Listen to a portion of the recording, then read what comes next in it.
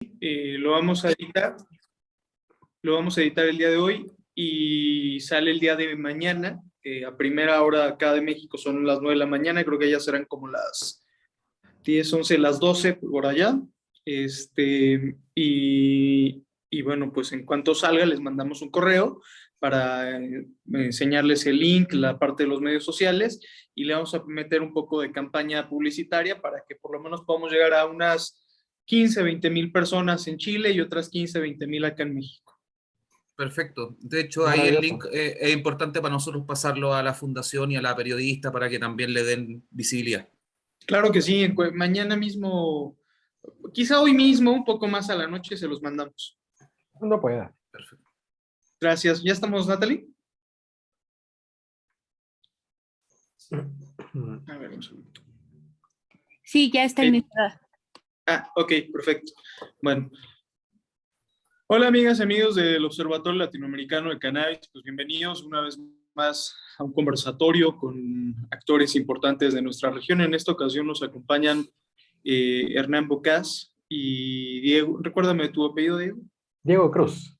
Y Diego Cruz, de la Fundación DAI. Esta fundación tiene un historial importante dentro de la actividad chilena con relación al entorno canábico, pero son ellos los que nos van a contar acerca de los avances, de los retos y pues desde luego de los logros que han tenido a lo largo de toda su trayectoria dentro de la industria canábica, en este caso pues desde una parte sanitaria, de derechos humanos, y sobre todo me pareció muy importante que estuvieran acá con nosotros porque abordan una parte epicentral para el desarrollo de los seres humanos, que es la compasión, y cómo podemos lograr mucho a partir de la compasión, que es un bien pues muy necesario, sobre todo ahora que muchas de nuestras sociedades latinoamericanas están muy polarizadas, incluidas México, donde se realiza esta entrevista, y supongo que en Chile pues habrán algunos procesos similares a esta parte. Entonces, bienvenido Diego, bienvenido Hernán. Te quisiera preguntar, Diego, primero, ¿qué hace la Fundación Daya desde la arista médica? Lo que hace Fundación Daya es el acompañamiento clínico de pacientes para distintos motivos de consulta. Nosotros evitamos un poco esto de asociar como una patología a un tratamiento, sino que derechamente atendemos pacientes, atendemos su historia clínica, y según eso proponemos distintas alternativas de tratamiento en relación al uso clínico de fitocannabinoides, pero también estilos de vida saludables, como se entiende una activación del sistema endocannabinoide. Ahora, si vamos principalmente a los motivos de consulta que tenemos en la fundación, de los principales es el dolor crónico, dolor de más de 6 meses de evolución de distintas causas. Muchos pacientes oncológicos en cuidados paliativos y un contingente importante de pacientes neurológicos pediátricos, particularmente del área epilepsia, que fue de las primeras que motivó a la formación de esta fundación, y hoy particularmente en autismo, que es una de las áreas donde esto últimamente ha crecido de manera importante y hoy particularmente es parte importante de mi día a día. Ok, en la parte, me interesa mucho esta parte que nos comentas del autismo. Entendemos que la epilepsia refractaria pues ya tiene una trayectoria para el tema del tratamiento con recursos que vienen provenientes del cannabis, pero ¿nos puedes explicar un poquito del autismo? Claro, el autismo es una condición que hoy por hoy se habla como un trastorno espectro autista, que es una condición que se basa principalmente por la relación con el medio, que hay una desconexión del medio y una fijación por ciertas obsesiones o intereses particulares. Y ahí vemos movimientos estereotipados o fijaciones por un tema, falta en el lenguaje y principalmente una desconexión del medio. Hay gente que no responde a sus estímulos, no responden al nombre de ellos, no tienen un contacto ocular. Entonces es una condición que últimamente, al menos en Chile, se ha visto muy en aumento. Desconozco si tiene que ver con un aumento en el diagnóstico o derechamente han aumentado los niños TEA. Se plantea que así es porque ha sido bastante importante el diagnóstico. En relación a esto, uno de los síntomas cardinales que hay, además de los trastornos del sueño, es la escasa tolerancia a la frustración, que se manifiestan con pataletas, berrinches, actitudes negacionistas, temper tantrum, como se describe desde el punto de vista médico. Y es en ese punto donde particularmente, además de mejorar la conexión con el medio, hemos visto muy buenos resultados en mejorar la tolerancia a la frustración y en mejorar también mucho el foco y la concentración, ya que muchas veces se acompaña de síntomas de hiperactividad o de déficit atencional. Entonces, en todas estas áreas es que cannabis ayuda en distintos grados.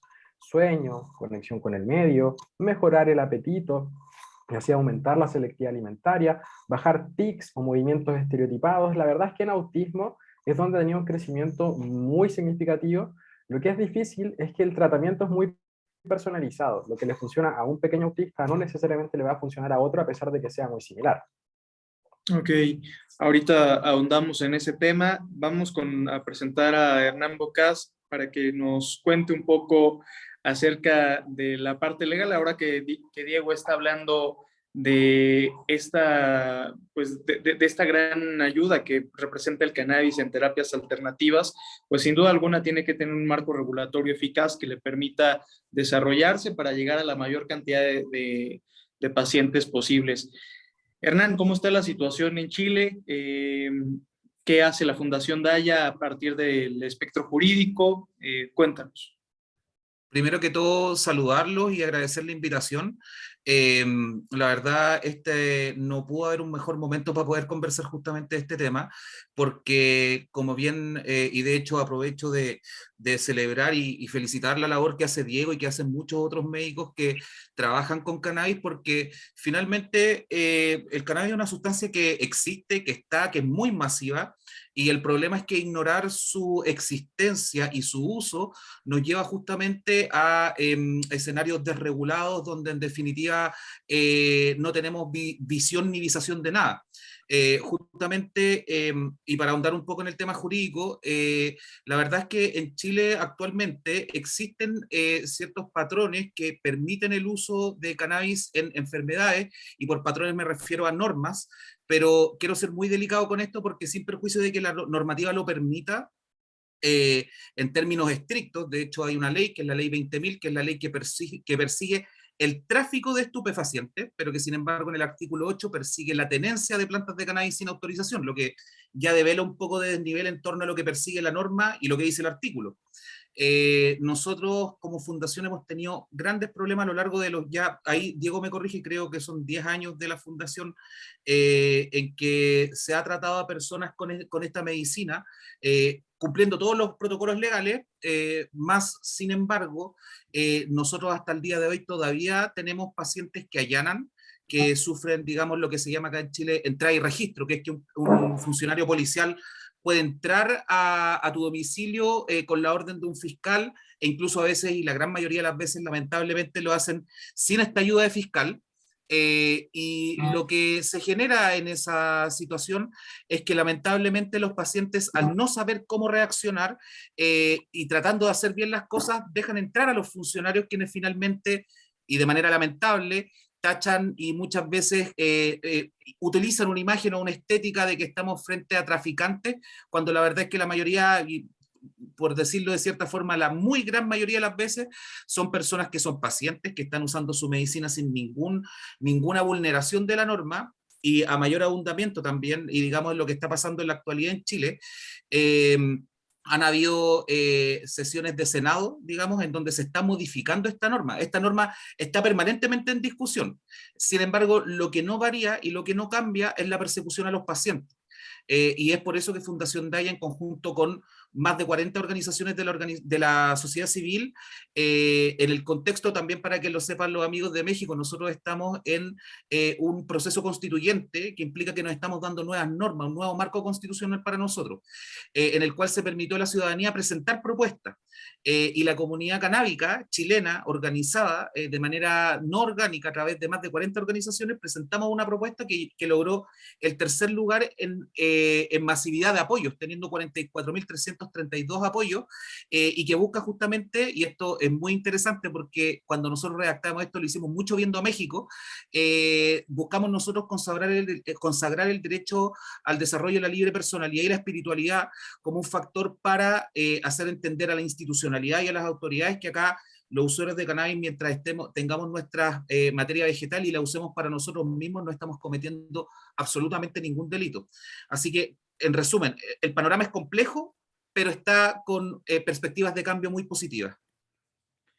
Muy bien, Hernán. Pues miren, me gustaría pasar una ronda de preguntas sobre esta presentación que han tenido ustedes, y a continuación, pues miren, me gustaría saber en la parte médica cómo de pronto estos huecos legales que nos cuenta ahora Hernán que existen, pues pueden incidir negativamente en el acceso a tratamientos oportunos para pacientes. ¿Cuáles han sido, digamos, las mayores causas de incidencia negativa para las y los chilenos con respecto a esta normativa que no es poco, que más bien es poco clara?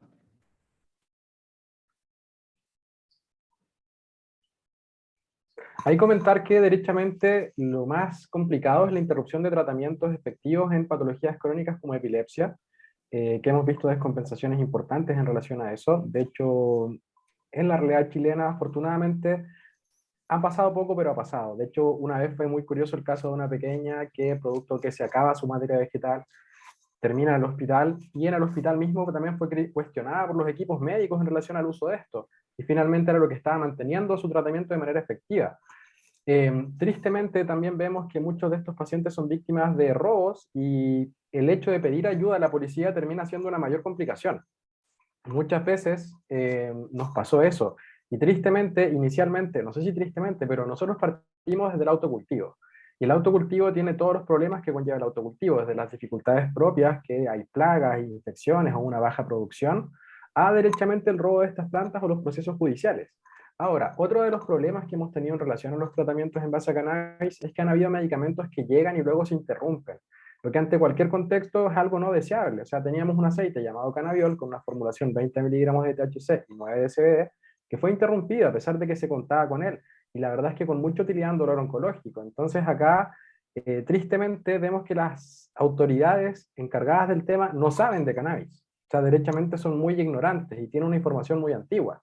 Y la legislación la vamos empujando nosotros, particularmente los usuarios, más tardíamente los médicos, pero desde ahí viene este empujar que ha llevado la fundación, más bien desde la sociedad civil organizada. Es la sociedad la que ha impulsado el cannabis, más que la propia autoridad médica, más que la autoridad científica. Ahora tardíamente vemos que Pfizer y muchas industrias grandes se están metiendo al mundo de cannabis, pero es la sociedad civil organizada el principal motor del uso de cannabis.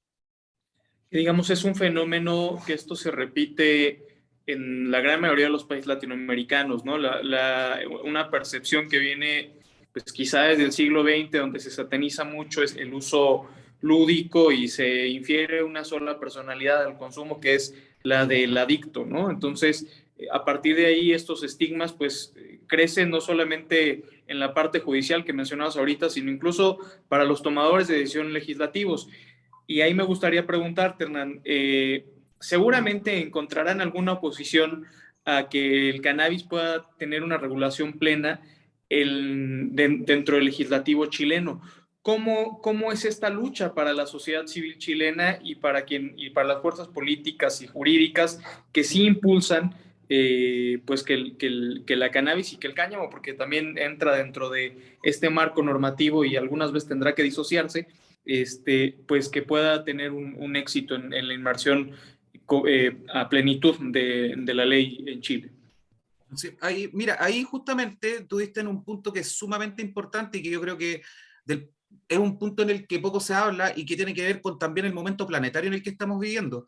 Producto del COVID-19 y todas las desgracias que ha traído este virus, evidentemente existen mermas económicas por todos los países.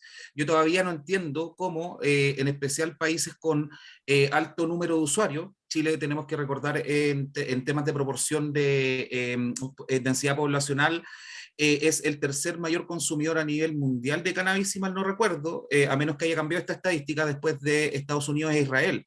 Entonces, nosotros tenemos, digamos, una sustancia acá que se usa, el mercado existe, que no esté regulado y que no esté amparado bajo la institucionalidad es otra cosa, claro.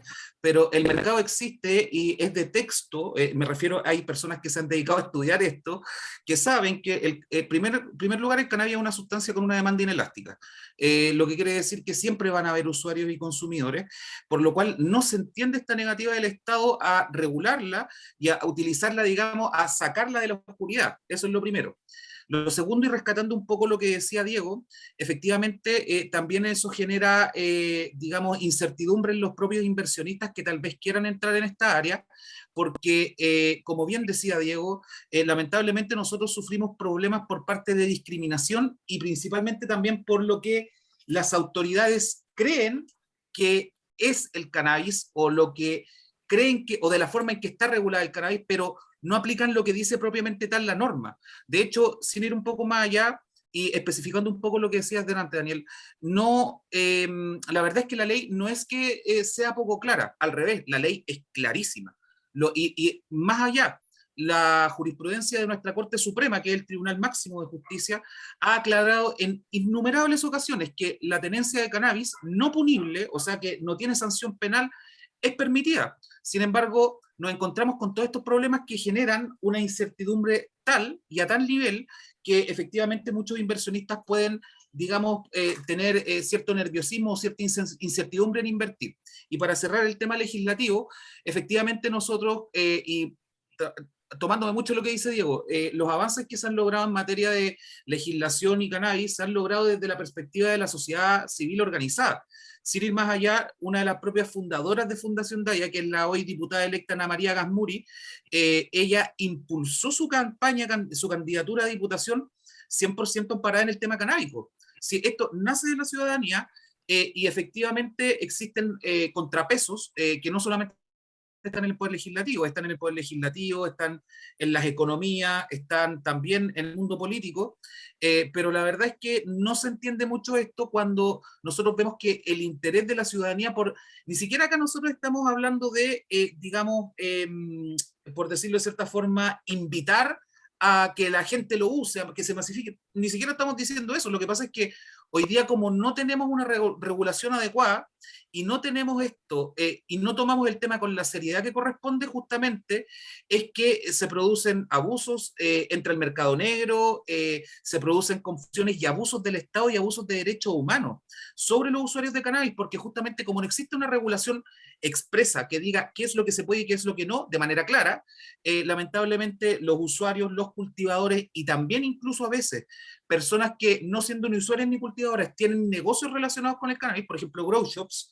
el problema que se genera en todo esto es que ese negocio y esa beta económica y ese emprendimiento se ve súper en incertidumbre porque la verdad es que no tenemos claro cuál va a ser el avance por incluso las mismas declaraciones de los parlamentarios.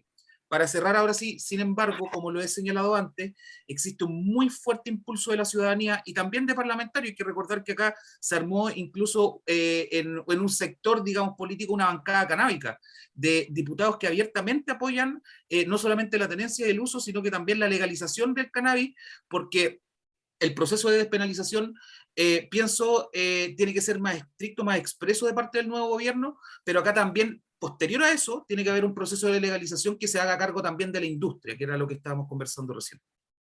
Muy interesante porque ahora que nos comentas que hay incluso bancadas de diputaciones con una abierta declaratoria de ser favorecedores de la cannabis, pues esto nos habla que a diferencia de países de nuestra región como México, Colombia, en Chile quizá ya hay un avance en el inconsciente colectivo de que la cannabis pues no es esta figura satanizada que conocemos relacionada únicamente con el uso lúdico y adictivo, pero ahorita regreso con esa pregunta. Diego, ahorita nos comentaba Hernán el impacto que ha tenido una crisis global como es el tema de la COVID-19 y que sin duda ha reajustado todas las piezas tanto de las economías, de la actividad social, de la actividad cultural. En el caso de la cannabis, Diego, ¿cómo has visto la relación que tiene la planta con la pandemia? Puede ser, me refiero desde la parte de que ha incrementado el uso en ciertos países para combatir ciertos procesos de ansiedad o depresión, e incluso algunas investigaciones sugieren que hay ciertos componentes de la planta que pueden ayudar al tema del proceso infeccioso de la COVID-19 sin que estos sean concluyentes, desde luego. ¿Cómo lo ves tú en esta perspectiva médica que impulsas desde la Fundación Daya, Diego? Primero, totalmente de acuerdo con la línea que comentas en relación a trastornos ansiosos depresivos. Hemos visto un aumento no tan significativo, pero sí llamativo. También, tristemente, lo que nos ha llegado mucho son pacientes oncológicos. Esta crisis sanitaria ha hecho que los pacientes oncológicos estén muy tardíamente accediendo a sus tratamientos, entonces eso ha sido algo muy llamativo. También destacar un estudio clínico que se hizo en Brasil en relación a población trabajadora en salud, trabajadores del gremio de salud, el uso de CBD, cómo también ayuda a manejar bien los síntomas de estrés y ansiedad, depresión en relación a la carga laboral. Entonces, es un tema que ha avanzado bastante. Ahora, esta acción profiláctica preventiva que podría tener es llamativa, pero hay que entender que no va a estar desde la vía fumada. Son formas ácidas, cuyas formas ácidas al poner calor se descarboxilan, por lo tanto es como bien particular. Ahora, es llamativo ver que en este contexto de crisis, Pfizer se mete como gran accionista al mundo de industria canábica, farmacéutica. Entonces también ya muestra que es algo que esta pandemia, esta cuarentena, creo que ya finalmente vino a consolidar el uso de cannabis. En general también hay que decir que particularmente en Chile la salud mental está en una gran crisis. Hay muy pocos especialistas y la gente también está un poco desencantada de los psicofármacos. O sea, siempre se da el concepto que uno va al psiquiatra y da una pastilla para levantarse y otra para dormir, un antidepresivo más algún hipnótico. Entonces también hay mucha resistencia en relación a eso. Ahora, se habla mucho del concepto de medicinas alternativas y en el cual como que cannabis está, pero yo en lo personal defiendo cannabis como una medicina simplemente. O sea, hay un sistema endocannabinoide, tiene sus receptores, tiene sus ligandos, entonces entendiendo que lo alternativo tal vez del uso de cannabis es que la aproximación al paciente es distinta, porque acá es un paciente que ya viene con una noción, es una idea de tratamiento, que viene a pedirme orientación, pero no viene a sugerirme, o sea, que yo le sugiero un tratamiento, es como, yo quiero usar cannabis, quiero aprender a usarlo bien y que me acompañen en el proceso. Yo creo que eso ha sido la gran victoria en el último tiempo y también ver que ante un sistema de salud saturado, un medicamento o la relación del uso de cannabis, lo más positivo que tiene es que hace medianamente bien muchas cosas. No es un medicamento tremendamente potente en analgesia, no es un medicamento como de un gran impacto en un síntoma, pero ayuda mucho en calidad de vida, que es un gran concepto que cada vez está haciéndose más presente en salud. Digamos, se le han atribuido también algunas propiedades al cannabis que de pronto pues, se vuelven excesivas, ¿no? Que en realidad no parecen muy lógicas y quizá también eso haya que combatir desde la parte médica, ¿no? Conciencia. Tristemente también ha hecho mal un poco esta visión milagrosa. De hecho, el colegio médico como que en su informe pone que cannabis no es una sustancia milagrosa y nadie lo propone. Pero, no sé, en algunos contextos, simplemente que un niño autista se dé vuelta cuando le dicen su nombre o le diga mamá a su madre, para ellos ya es un gran logro. Entonces también hay que saber de quién viene, de qué logros hay en relación a eso. No es un milagro. Para mí, cannabis es un excelente coadyuvante. Es una herramienta más dentro de los distintos tratamientos de los pacientes. Y en este ejercicio de coadyuvar, la cannabis también significa desarrollo económico para nuestra región. En el caso de Latinoamérica, concretamente, tenemos países con un gran potencial para lograr algunos objetivos de desarrollo sostenible que marca la ONU en la Agenda 2030, que son la parte de la creación de comunidades que puedan generar sus propios recursos y a partir de esos recursos, pues tener una actividad económica circular importante y por supuesto también la acción por el clima. Dentro de eso existen una decena de industrias desconocidas hasta hoy que salen un poco de la parte médica e incluso podemos verlas ahí tocando la puerta de las energías renovables con los biocarburantes de la planta, en fin. Hernán, ¿cómo entender o cómo hacer para que las nuevas industrias basadas en cannabis y cáñamo logren pues una plenitud dentro del marco jurídico chileno y latinoamericano? Sí. Sí, por supuesto, porque además siendo todos vecinos, no tiene mucha lógica que unos lo regulen y otros no. De Claro. hecho, voy a tomar la pregunta que tú me hiciste de otra perspectiva. No sé si ustedes saben que cuando se empezó el proceso de legalización en Estados Unidos, habían estados que estaban pegados, digamos, que compartían fronteras, pero en el cual en uno estaba regulado y despenalizado y en el otro no. Hubo varios efectos. De hecho, hay un artículo investigativo de un medio acá chileno que se llama CIPER Chile, que habla muy bien de cuáles son los efectos de las legalizaciones en los distintos países, porque, y yendo en la línea que estábamos hablando antes de desmitificar, en el sentido de que acá tenemos que poner las cosas en su justa medida. La regulación y la despenalización no lo es todo, es una base.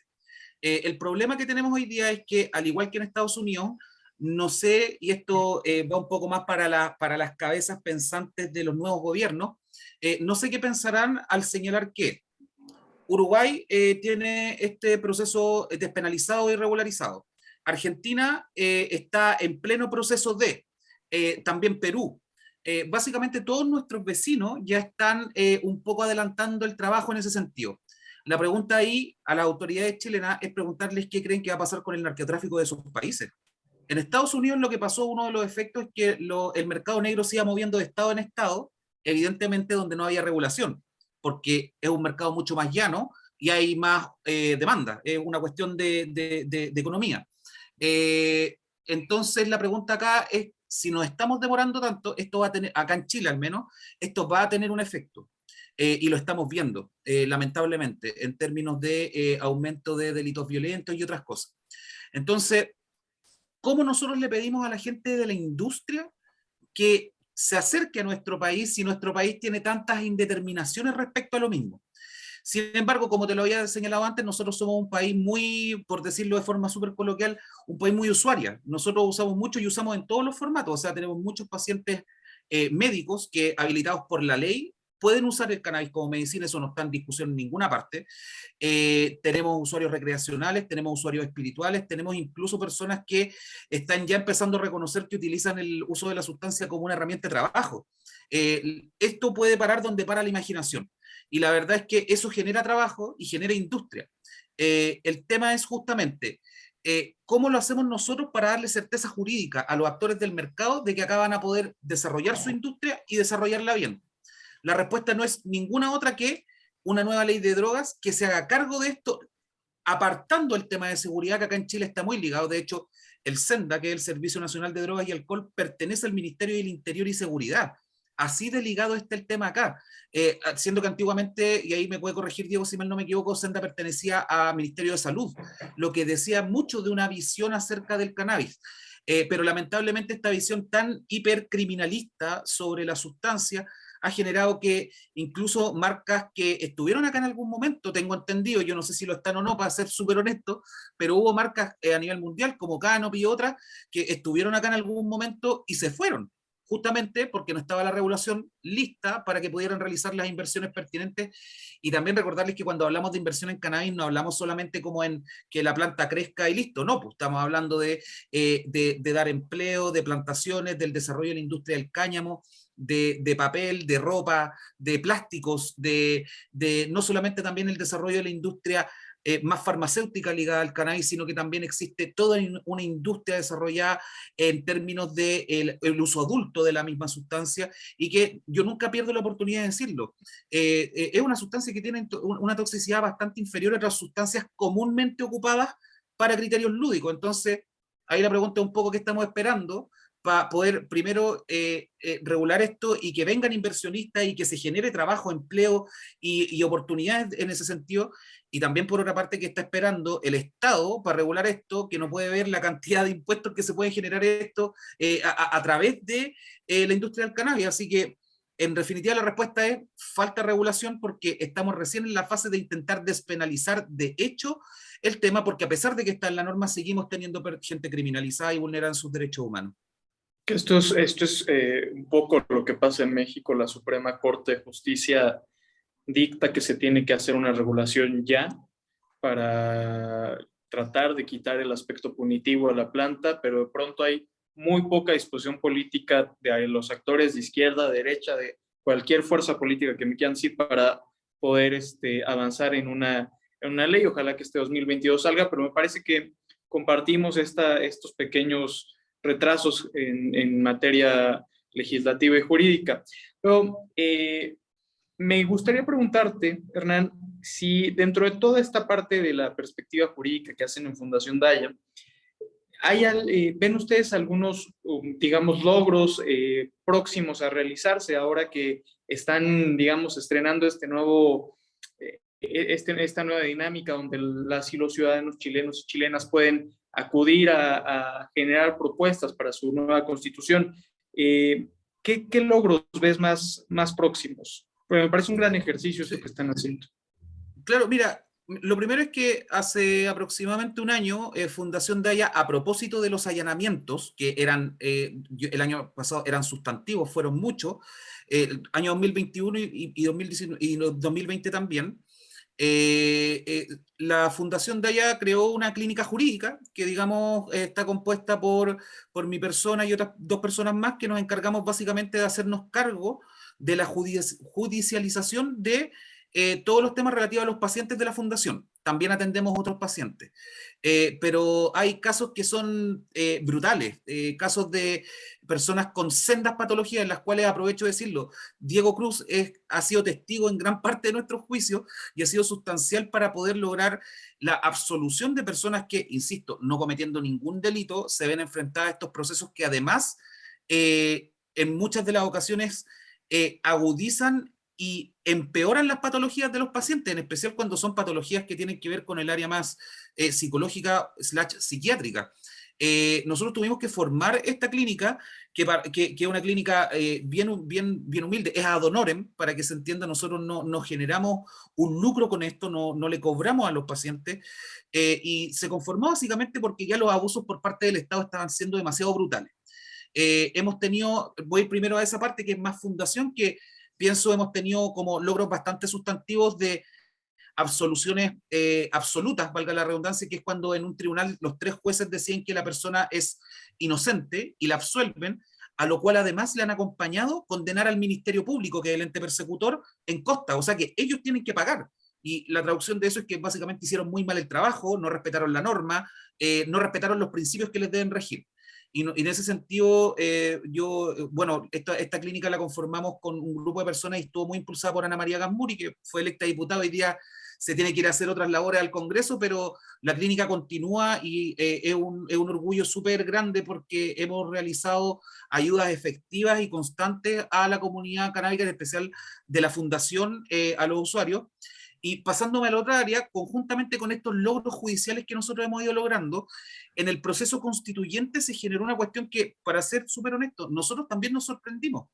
Nosotros, el proceso constituyente es bien complejo de entender, pero para que se entienda dentro de sus, digamos, dentro de sus pilares de participación ciudadana, que son 3, uno de ellos es la presentación de iniciativas de norma popular, que requerían ser presentadas, pasar por un examen de admisibilidad, digamos que la convención señalara que esta es una norma propia de la Constitución o que se puede discutir en este marco, y juntar un número de firmas, que son 15.000, que es con el sistema chileno, que es de clave única, que es un sistema en el cual cada persona que firma existe efectivamente, o sea, no estamos hablando de bots, por decirlo de cierta forma, y las firmas las alcanzamos en 9 horas. En 9 horas sacamos 15.000 firmas, y después, ya finalizado el proceso, tenemos 44.300. Es demasiado impresionante. Y las perspectivas respecto a que esto se pueda regularizar, se pueda ordenar, son bastantes. Las expectativas, en especial de la comunidad canábica, son muchas. Y la verdad es que en este sentido los logros que hemos obtenido en comparación a otros años son, para ser súper honesto, el trabajo acumulativo de años de activismo. No solamente de Ana María, sino que de otros activistas que llevan años a esto. Hay movimientos que se dedican 100% a promocionar el uso adulto responsable, tenemos medios, tenemos todo. ¿Sí? Lo que falta en definitiva es ser un poco más honestos en torno a qué es lo que hacemos y cómo lo hacemos como nivel país, y relevar el hecho de que somos un país usuario de cannabis, tenemos que tratar de sacarle punta a eso y en definitiva adecuar la norma, que es lo más importante, porque no puede seguir pasando. O sea, yo no me imagino un Chile en 2 años más en donde todavía tengamos que estar defendiendo a los pacientes, que son pacientes, usuarios de cannabis en tribunales, sino que me gustaría estar en un estado de cosas en donde estemos, ojalá, discutiendo, como lo es en Argentina o como lo es en Uruguay, una institucionalidad del Estado que se encargue de regular estas materias. Eso, ojalá, por supuesto, en vías a una industria, pero eso es ya más adelante. Ahora tenemos que ir al primer paso, que es justamente en lo que estamos ahora en la comunidad, y que, insisto, esto no es de Daya, la iniciativa de norma popular es de toda la comunidad, tenemos bastante esperanza en eso y en que se discuta de manera con altura de miras en la Convención Constituyente. Bien, sí, desde luego hay grandes retos que se comparten, creo que con muchos países latinoamericanos. Diego, me gustaría preguntarte, en esta parte, en estos avances que han existido de Fundación Daya dentro de Chile, yo leía en su declaratoria en la página web un tema que me interesó mucho, que es la compasión como una manera de abordar el ejercicio que hacen ustedes. ¿Cómo lo entiendes tú en tu arista médica y qué logros has tenido a partir de este ejercicio de compasión muy noble, muy rescatable? Y qué bueno que lo entiendan desde esa filosofía. Sí, la verdad es que el ejercicio de la compasión para mí fue de las primeras cosas que me atrajo de la fundación y tiene que ver con hartas cosas. Por ejemplo, que le damos mucho tiempo a los pacientes. Acá en el sistema de salud público, el rendimiento por hora es entre 4 a 5 pacientes por hora. Nosotros con un paciente inicialmente estamos 45 minutos o más. Entonces el tiempo primero que le dedicamos a cada paciente y entender la individualidad es clave. Nosotros antes de preguntarle qué te pasa, qué sucede, cuál es tu enfermedad, es como, hola, ¿cómo estás? ¿Quién eres tú? Cuéntame de ti, ¿qué haces? ¿Qué te gusta? Entonces creo que algo que ha ayudado mucho lo que es el entendimiento del sistema endocannabinoide es dejar esta medicina de las partes, en las cuales yo veía un neurólogo, gastroenterólogo, traumatólogo de mano, y tenemos un médico que desde el sistema endocannabinoide indica algo que potencialmente sirve para todas las partes del cuerpo, todos los sistemas.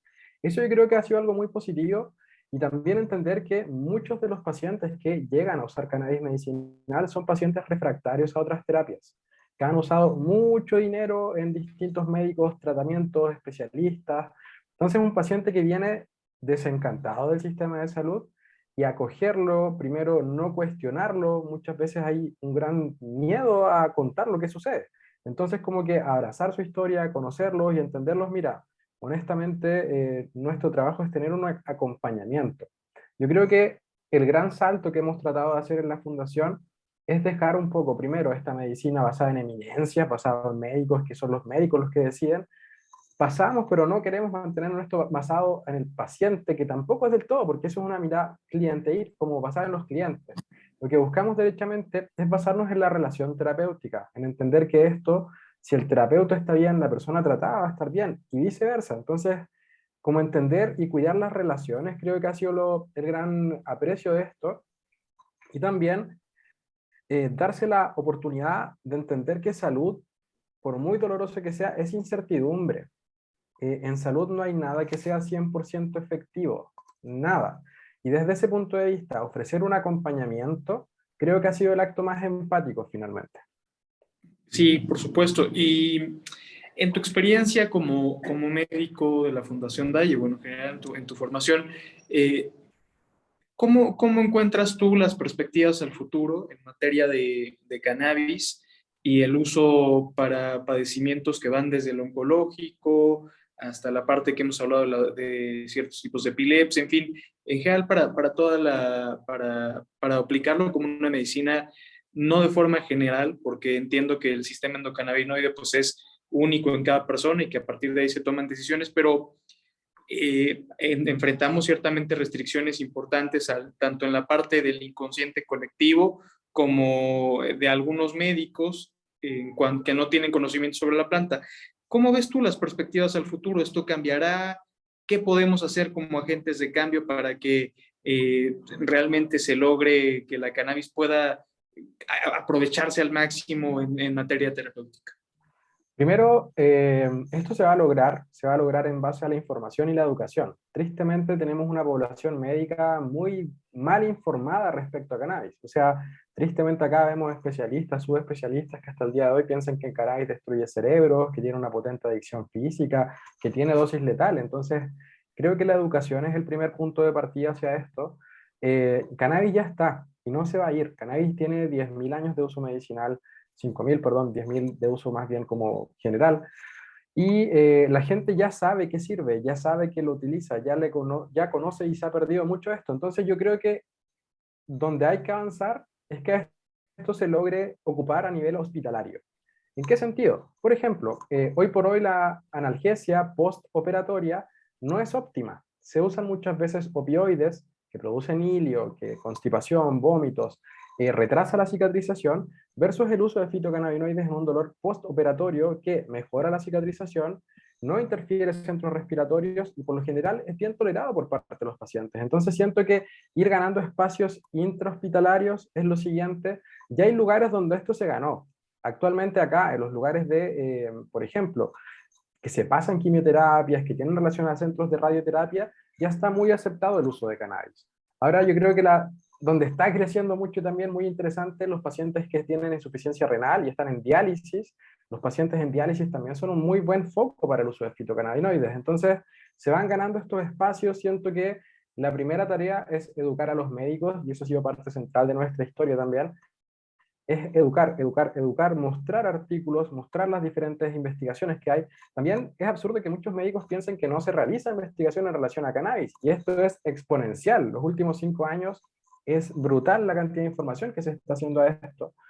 Y no puedo dejar de comentar el uso de psicodélicos. El uso de psicodélicos, particularmente la psilocibina, el MDMA, honestamente está avanzando muy rápidamente, curiosamente más rápido que cannabis incluso, y siento que por ahí es algo positivo, que hay que saber usarlo también. Los psicodélicos hoy por hoy están siendo muy utilizados con grandes estudios, y cannabis tiene que entender que para mí fue la puerta de entrada hasta este mundo maravilloso que son los psicodélicos, no una puerta de entrada a las drogas negativas.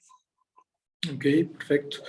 Hernán, pues mira, para ir concluyendo, me gustaría conocer un poco de cuáles son las perspectivas dentro de los próximos 5 años, entendiendo que el mundo enfrenta hoy un deadline que es el año 2030. La Organización de las Naciones Unidas lo ha puesto como, digamos, la parte cúspide en la que se tendrán que lograr muchísimos objetivos de desarrollo sostenible que incluyen el tema sanitario, y por ahí, por lo menos en el observatorio, y sabemos que en otros lados también se impulsa la inclusión de la cannabis dentro de la Agenda de 2030 como parte del desarrollo sostenible. En ese sentido, de aquí a estos próximos años, ¿cómo ves tú el panorama, ya no solamente en Chile, sino en general en Latinoamérica? Y sobre todo, pues, ¿cuáles crees tú que serían los principales retos? Es una súper buena pregunta porque denota cierta integralidad, en el sentido de que no tratarlo desde la perspectiva chilena exclusivamente es súper difícil, porque yo me imagino, al igual que acá, ustedes están, en especial las personas, los colegas abogados y otros que se dedican especialmente al tema cannabis, no solamente del área profesional, sino que también desde el activismo, saben que las primeras barreras que hay que pasar son nacionales, siempre. Y tiene mucho que ver con lo que decía Diego, con educar. Todavía tenemos fiscales que han insinuado que la tenencia de plantas es ilegal o que el consumo es ilegal. Eso de hecho estuvo hasta cierto punto en la página del mismo Senda, cuestión que el prohibir un consumo en un lugar privado es incluso tentatorio contra derechos fundamentales. O sea, efectivamente hay que hacer una labor que yo creo que es la primera que hay que hacer, y es la más compleja, que es una labor educativa. En el sentido de como señalaba antes, colocar las cosas en su justa medida. Esto no es digamos, una panacea, tampoco es un veneno, es una planta, y digamos, también en el proceso educativo, una de las cosas que nosotros tenemos que mostrarle a los gobiernos de todos los países, en especial de la región, es que se las han llevado a lo menos desde los años 70 por una estrategia fijada por Estados Unidos a través de Nixon, en la cual le han hecho una guerra a una planta y más encima están perdiendo. Gastando innumerables recursos públicos, gastando recursos públicos, no solo me refiero en términos policiales, de las horas de trabajo de funcionarios, jueces, fiscales, defensores y un montón de otras personas que participan en esto, sino que también, imagínense ustedes, pudiéramos haber ocupado, yo siempre lo digo a nivel chileno, pero imagínense todos los delitos que se cometen en otro tipo de áreas, en otro tipo de cosas, y tenemos funcionarios y policías persiguiendo plantas. Es demencial. Entonces, lo primero es una labor educativa que sí o sí tiene que darse. Lo segundo, y esto yo pienso, lo veo desde el área más jurídica, porque es como la urgencia que nosotros tenemos en Chile, y estoy 100% seguro que esta misma urgencia la tienen en Argentina, por lo que he podido averiguar de qué es lo que pasa ya con usuarios y cultivadores en Argentina, y también con lo que pasa con ustedes. Acá nosotros tenemos que hacer una labor de relevancia de los derechos humanos de los usuarios, los cultivadores y las personas que trabajan en el mundo del cannabis, porque lo primero que hay que señalar es que efectivamente acá, como estamos hablando de una sustancia, esto tiene una estética un poco compleja, en el sentido de que cuando hay una vulneración a un derecho humano, voy a poner un ejemplo burdo, un funcionario policial realizando un abuso de poder contra una persona, ahí el abuso del Estado está súper patente, se ve, es materializable. Pero la pregunta es, ¿qué pasa cuando el Estado, a través de sus agentes, te vulnera a ti por consideración de algo que tiene una sanción moral más pública, pero no legal? Eso tiene que ver con derechos humanos, y yo creo que la gran misión que tenemos, tanto en México como en Argentina, y en Chile al menos ahora con urgencia, es decir que acá primero somos personas, y en torno a nuestra dignidad, nosotros por nuestra propia dignidad tenemos ciertos derechos humanos que implican que el Estado no puede llegar y golpearnos con todo si nosotros no estamos cometiendo delito alguno. Eso es lo primero. Lo segundo es que una vez que eso se haga patente, nosotros podamos empezar a pedir otros derechos, porque pienso yo, el primer derecho más primigenio que tenemos que solicitar es que no nos sigan persiguiendo criminalmente si no estamos cometiendo delitos. Eso es lo primero. Una vez que nosotros logremos despejar eso, ya tenemos que entrar en otras vías de desarrollo, tanto del cannabis a nivel industria, como también en otros tipos de niveles, a nivel académico, a nivel farmacéutico. Hay una infinidad de aristas que se desprenden de ello, pero de aquí a 5 años al menos el tema de la persecución criminal de usuarios cultivadores tiene que estar terminada, lo menos en la región, porque si no, lo que vamos a tener es esto, lamentablemente es lo que pasa hoy día. Tenemos a funcionarios, policías y al Estado persiguiendo a usuarios, persiguiendo una planta, persiguiendo gente enferma, pero quienes componen el mercado negro, quienes se nutren de ello y quienes generan las atrocidades más horribles contra las personas, no son perseguidas. Es una cuestión que es casi para imaginarse todas las teorías de la conspiración que uno quisiera pensar, pero acá, como somos profesionales y lo que queremos hacer es generar logros materiales para nuestra comunidad, tenemos que un poco olvidar esas conspiraciones y concentrarnos en lo que materialmente tenemos. Y lo que materialmente tenemos son algunas normas sueltas, criterios que ya se han adoptado. En México, por ejemplo, yo tengo entendido que todavía tienen problemas con el tema de la aplicación del reglamento, con la redacción del mismo.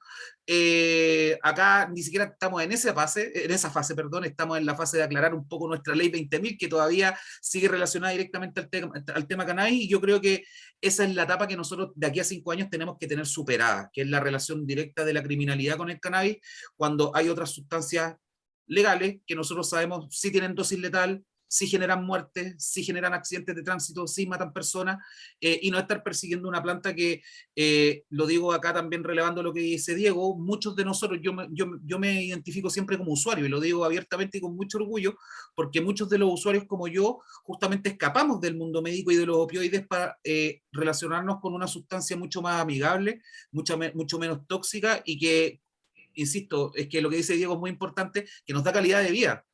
Nos da ganas de vivir nuestros días, de hacerlo de manera alegre, de colaborar, de participar. Entonces, en medida de que primero estemos todos juntos, que eso es muy importante, no nos podemos soltar, y ojalá que esto dé pie para que sigamos conversando más, podamos terminar con las vulneraciones a usuarios y cultivadores de aquí a 5 años. Yo creo que esa es la primera y la gran tarea, que es poco ambiciosa, yo creo que lo podemos lograr. Y si la logramos, de ahí nos disparamos a todos los otros temas que tienen que ver con industria, ojalá llegar al tema de Estados Unidos, que ellos tienen problemas con la banca, por ejemplo. Eso, y problemas con temas de libre competencia. Ojalá poder llegar a ese problema en algún momento, pero tenemos que nosotros partir un poco más de abajo por el momento. Esperemos que sí, es dejar la falsa moral para comenzar con una parte más pragmática, ¿no?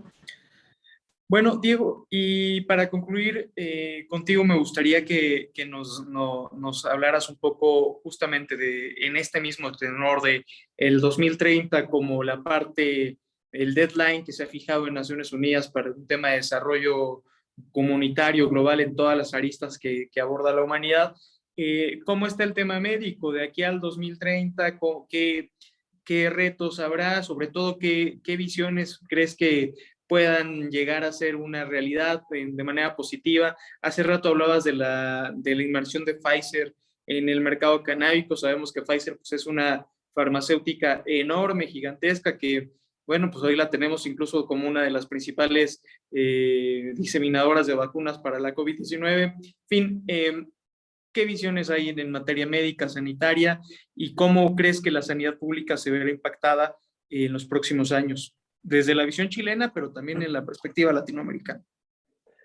Ahora, si es que abordamos esa pregunta del uso de cannabis, creo que para mí algo significativo que venía pensando en este momento es retomar ciertas cosas más ligadas hacia el cuidado, más hacia lo preventivo o el wellness que se está hablando tanto hoy día como este tipo de cosas. Creo que es muy interesante eso. En Chile tenemos una salud muy reactiva, que siempre se actúa cuando ya hay un gran dolor, cuando hay un gran síntoma. Entender que wellness, un correcto buen vivir, tiene mucho que ver con el sistema endocannabinoide. Creo que es parte del foco trascender también esta medicina tan basada en lo farmacéutico solamente y entender que otro tipo de conductas son significativas y sobre todo la sociabilización. Retomar las conductas más bien comunitarias en relación a salud creo que es mandatorio. Lo bonito que ha tenido el uso de cannabis medicinal finalmente ha sido que la gente se ha unido, que ha comentado detrás de una planta, yo también hago esto, y hay un grado de unión entre personas, de colaboración, y siento que así ya tenemos que ir retomando. Tristemente la medicina ha tendido a ser algo muy individualista, muy individualizado, y siento que tanto el uso de fitofármacos, el uso de plantas de poder, tiene que apuntar nuevamente a una reconexión entre seres humanos, entre ser más empáticos, que es finalmente algo que buscamos mucho, y validar el dolor de otro. Creo que estamos en un momento en que tristemente lo más importante soy yo, lo segundo más importante soy yo, y entender un poco que la salud es un fenómeno que se construye de manera colectiva, que entre más herramientas tengamos mejor, entre más sepamos de estas herramientas mejor, y que tenemos que abrirnos como médicos principalmente. La crítica va hacia los médicos, tenemos un arsenal terapéutico que no es el óptimo. O sea, yo siento que un médico que hoy por hoy esté contento respecto al arsenal terapéutico que tiene es una preocupación. Tenemos que apuntar a nuevas formas, tenemos que atrevernos a probar otras sustancias y entender que una planta con 5.000 años de uso medicinal seguro y efectivo, creo que deberíamos prestarle más atención, tenerlo incluido dentro de nuestra farmacopea como más convencional, y finalmente a eso va. Yo apunto a la normalización, que más adelante cannabis esté en una farmacia o esté en un lugar al mismo nivel que están otros productos, que no se sataniza y que se sabe de esta sustancia. Perfecto. Pues muchísimas gracias, Diego, Hernán. Felicitarlos desde el Observatorio Latinoamericano Cannabis, pues por esta labor que hacen en Fundación Daya. Felicitar también a todo su equipo por la filosofía de la compasión, que creo que, como les decía al principio y lo rescaté durante la conversación, pues es un valor que es vital, necesario. Creo que para toda América Latina estamos pasando por todos nuestros países, cada uno está pasando pues, por algún tipo de crisis. Entonces, me parece que esta parte de la compasión y del sentido de comunidad, pues será algo a desarrollar, no solamente desde la parte canábica, pero qué bueno que haya una fundación canábica que la aborde como un eje de discusión. Y bueno, pues esperar a ver qué pasa. Mucho éxito con esta nueva constituyente. Estoy seguro que les irá muy bien y pues felicitarlos por su labor. Ojalá tengamos otro espacio donde nos vengan a contar de los logros que han tenido durante este 2022. Bueno, muchas gracias por la invitación, felices. Yo estuve por ir a México y la pandemia me lo impidió, así que voy por mi segunda parte, voy a lograr ir para allá y nos vamos a ver en vivo. Así que acá te damos. Me comprometo. Muchas gracias, Diego, muchas gracias, Hernán. Pues terminamos la transmisión. Sí, solo agradecerle, creo que tenemos que seguir conversando, hay mucho que se está haciendo a nivel latinoamericano. También me gustaría ir a México, solamente por fines profesionales, por supuesto, a investigar principalmente cómo se está dando el proceso del reglamento allá. Así que muchas gracias por la invitación y ojalá poder repetirlo. Gracias, sí, igualmente, seguramente lo repetiremos. Pues buena tarde para todos. Chao.